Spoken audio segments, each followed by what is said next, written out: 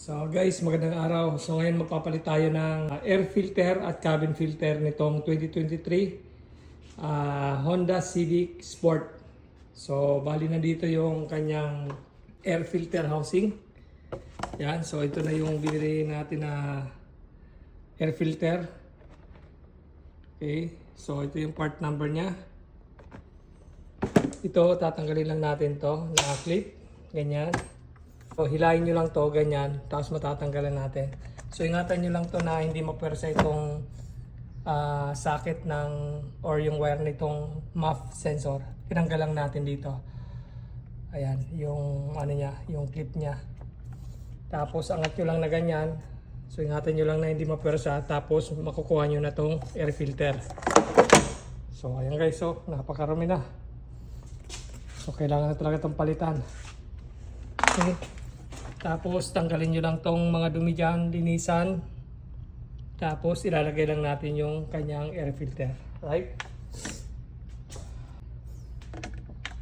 So ito na nga guys, nalinisan na natin tong kanyang air filter housing.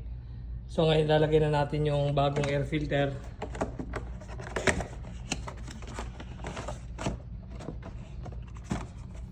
Tingnan lang natin kung pareho yung kanyang itsura. So ayan guys, parehong-pareho naman. Yan. Pati yung size niya same. Okay, so ilalagay na natin yan. Ganito lang ang paglagay niyan. Ganito yung itsura niya. May guide naman yan dito. Ayan. Tapos papasok lang natin. Pasok lang natin.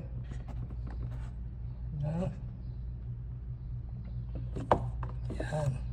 Okay, sakto. Right? Tapos, dapat lang natin na maigi. So, bali to guys, ito yung ito yung pinaka lock niya. Ito, para dito yung nakasalpak. Yung dalawa na yan.